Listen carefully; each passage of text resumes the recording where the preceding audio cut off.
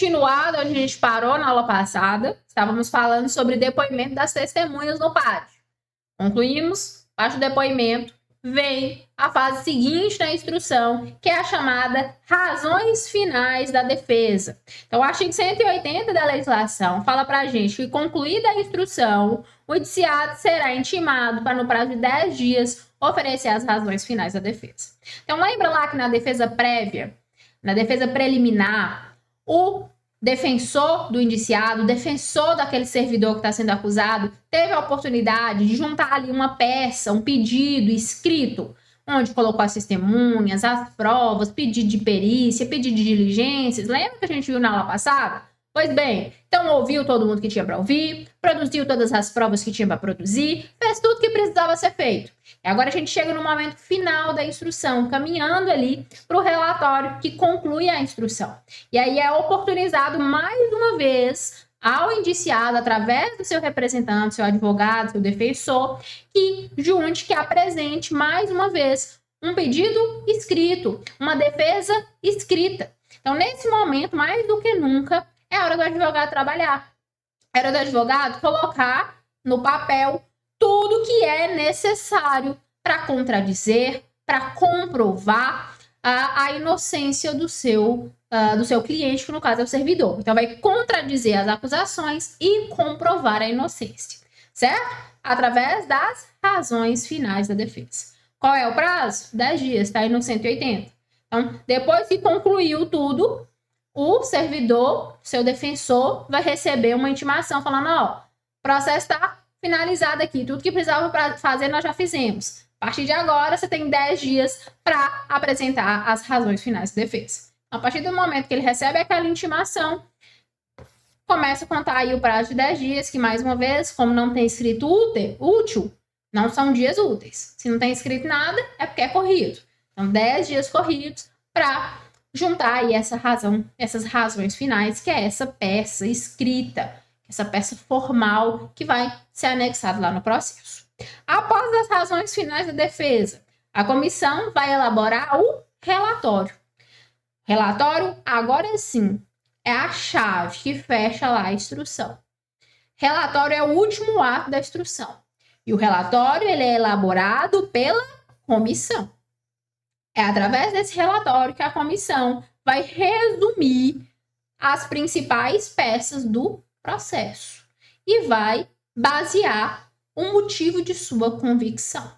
Então, é aqui nesse relatório, que a lei fala que é um relatório minucioso, ou seja, um relatório detalhado, que a comissão, que acompanhou todo o processo, vai explicar por A mais B por que a comissão acha que o servidor é inocente, ou que o servidor é culpado, ou por que ele merece tal penalidade, ou por que ele não merece penalidade alguma.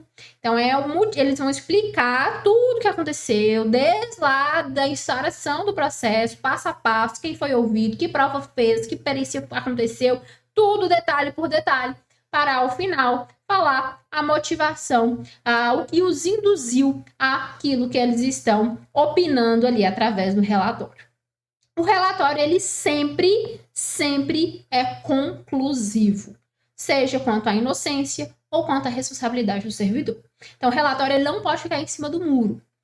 Ou vai falar, olha, fulano é inocente, merece penalidade nenhuma. Coitada, respondeu esse processo aqui de graça, nem precisava. Vamos pedir desculpa. Ou ele vai falar, olha, fulano realmente pisou na bola, cometeu infração, tem que ter penalidade sim, é uma penalidade só de advertência, tá bom, ou não, foi um negócio grave, a penalidade para ele é demissão mesmo. Tem sempre que ser conclusivo, seja pela inocência ou seja pela responsabilização, pela aplicação de uma penalidade. Reconhecida a responsabilidade do servidor, a comissão indicará o dispositivo legal ou regulamentar que foi transgredido, bem como as circunstâncias agravantes e atenuantes. Lembra lá das atenuantes, das agravantes que a gente viu? A vida pregressa, a vida funcional, se é reincidente ou não, tudo isso é analisado. Aí pode servir como um atenuante, que é aquela passada de pano, ou pode servir como um agravante, que é quando põe mais lenha na fogueira. O negócio já tá ruim, piora. Nesse momento, aqui nesse relatório, também tem que constar todas essas situações. Parágrafo 3º. Se a conclusão do relatório não der por unanimidade, o voto vencido poderá ser anexado. Lembra lá que na comissão são 3 servidores estáveis? 3 nunca vai empatar, concordam comigo? No máximo dá para ficar 2-1. Esse 1 é voto vencido, concordam? Então imagine que lá tem João, Maria e José. João e Maria querem condenar o coitado do servidor. Tacar-lhe o pau. Mas o José é bonzinho, coração bom, quer penalizar ninguém não, quer absolver, quer inocentar o servidor. Mas coitado do José, voto vencido, né? 2-1. Então prevalece o que decide a maioria, como tudo na vida, mas o voto aqui do José, o voto vencido, ele pode ser anexado ao processo, né? Para a palavra dele também valer alguma coisa, porque também o coitado não tá valendo nada. Então pega ali o voto dele e anexa no PAD, apesar dele ser voto vencido. A comissão deverá, no relatório, sugerir quaisquer providências que lhe pareçam de interesse público.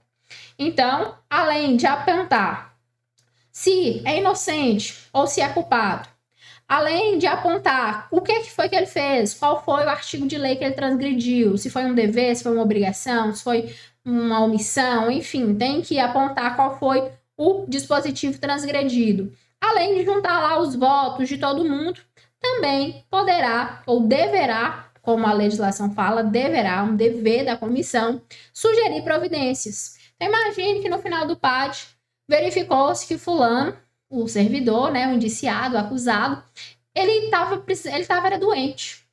Não está cumprindo com os deveres dele, não, porque ele está doente, ele está com um problema psíquico.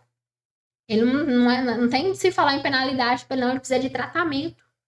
Então, a comissão vai lá e sugere o afastamento para tratamento de saúde.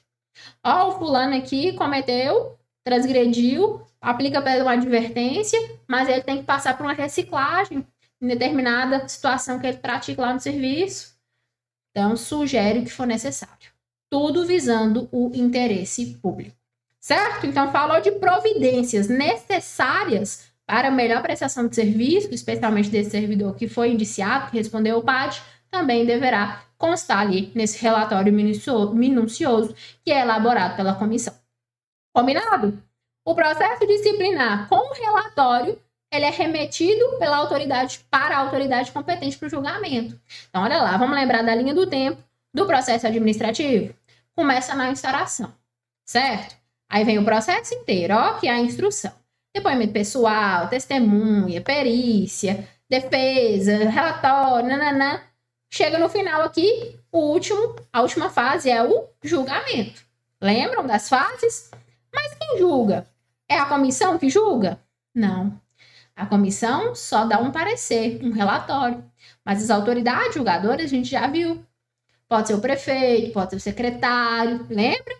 Então, aquelas são as autoridades julgadoras a depender da situação, como que procedeu o processo, quem foi o servidor que foi ali indiciado. Então, a depender da situação fática, vai se determinar quem é a autoridade julgadora. Pega o processo inteiro com o relatório da comissão e manda para essa autoridade julgadora para ela, sim, dar a decisão. O relatório da comissão é só um guia, é um parecer para nortear ali a autoridade. Mas quem bate o carimbo, quem fala o que vai acontecer de verdade é essa autoridade competente. Combinado? Para lembrar das autoridades, volta lá. Pode ser prefeito, pode ser secretário municipal, pode ser o secretário da pasta ou pode ser a autoridade que nomeou, a depender da situação. Combinado? No prazo de 30 dias, contados do recebimento do processo, a autoridade julgadora, definida lá no artigo 156, proferirá a decisão, no qual caberá recurso. Então, qual é o prazo que essa autoridade tem para dar o julgamento? 30 dias. Finalizou o PAD, colocou o relatório junto, bonitinho, mandou para a autoridade, ela tem 30 dias para dar o julgamento. Prazo fixado na legislação, tá? Então, não confunda realidade com lei, não. O que vai cair na sua prova é o que está escrito na lei. Então, na lei, 30 dias. A partir do momento que recebeu o processo na íntegra com o relatório, a autoridade tem 30 dias para dar a decisão. E dessa decisão cabe recurso lá para a corregedoria, salvo se essa decisão tiver sido proferida pelo prefeito. Se foi o próprio prefeito que proferiu, vai recorrer para quem? O cara tá lá no topo da pirâmide, aí é só ir para a justiça, né? Mas lembrem lá das regras do recurso ordinário e extraordinário que encaixam aqui na necessidade de recurso do PAD. Recebido o relatório, a autoridade julgadora poderá, olha lá, 4 hipóteses. Imagine só, a autoridade recebeu lá a pastinha com o processo, um PAD. Final, a última coisa da pastinha era o relatório, minucioso, tudo bonitinho, tal, narrou, contou, deu lá o parecer, indicações, tudo lindo. A autoridade recebeu aquilo ali. O que ela pode fazer? Primeiro, ela pode acatar. Realmente, comissão tá certinha, acato aqui na integralidade, o relatório na integralidade, o parecer só bate o carimbo por cima e manda fazer o que a comissão deu como opção ali. Segundo, a autoridade pode agravar. Imagina a hipótese onde a comissão fala, olha, fulano é culpado mesmo, mas é só advertência. Dá só uma advertência que tá tudo certo.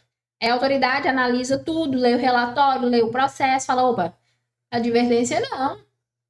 Foi mais grave do que isso. É suspensão, nada de advertência. Meta ali a suspensão de 60 dias.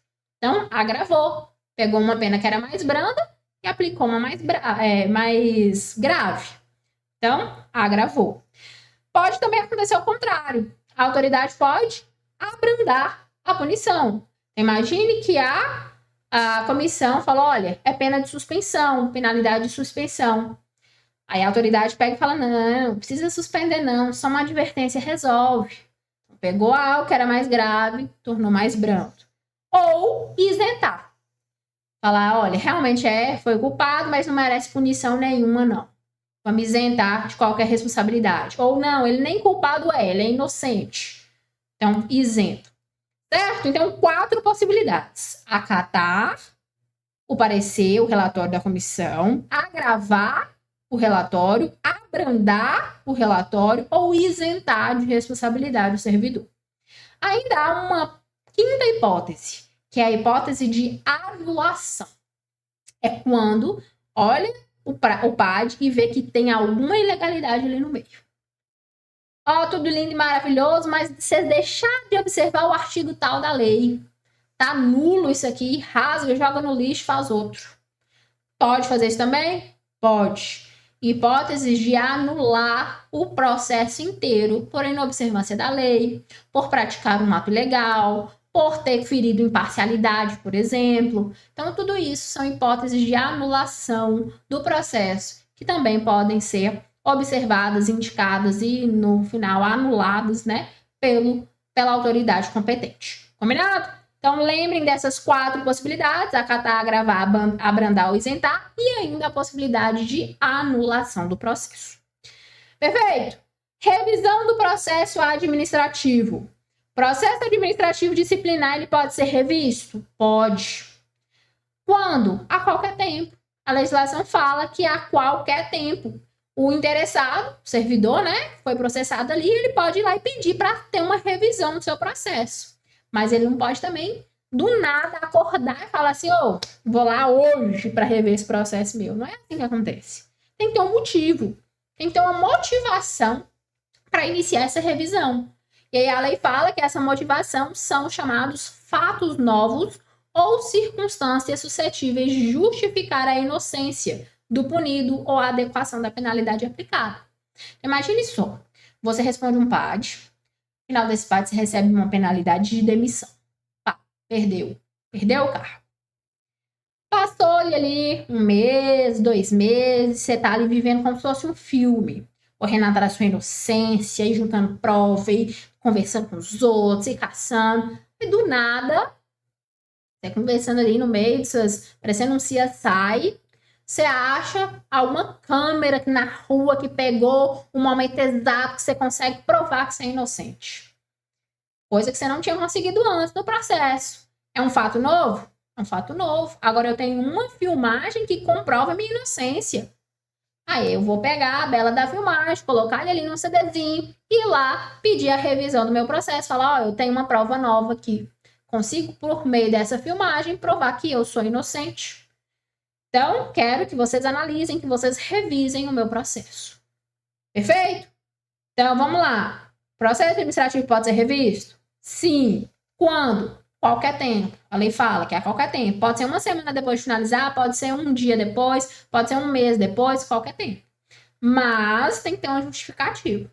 Fato novo ou circunstâncias que comprovem a inocência ou adequem a penalidade. Pode até ser que eu seja culpado, mas eu não mereço demissão, não. Era só situação de advertência. Essa filmagem aqui está comprovando isso. Então, tudo nesse... Conseguir uma prova nova ali, algo que possa reverter sua situação, é a possibilidade de pedir a revisão do seu parte. O requerimento do interessado é dirigido ao prefeito. Então, vai pedir revisão, vai ter que dirigir o pedido ao prefeito municipal e deve ser devidamente instruído ou fundamentado. Então, na hora que você vai fazer seu pedido, você já vai fundamentar, já vai instruir das provas lá, dos fatos novos que você tem. Deverá ser remetido ao órgão central do sistema da administração pessoal para exame preliminar e devido encaminhamento. Então, também não é só chegar com um CD puro lá e querer entregar, não. Tem que fazer um ato formal, escrito, contando, pedindo, implorando lá para te ouvirem, para que você tenha essa possibilidade. Então, tem que ser instruído e fundamentado. Não é? O negócio tem que ser formal. Julgado procedente o pedido de revisão, o prefeito municipal adequará ou tornará sem efeito a penalidade aplicada ao servidor.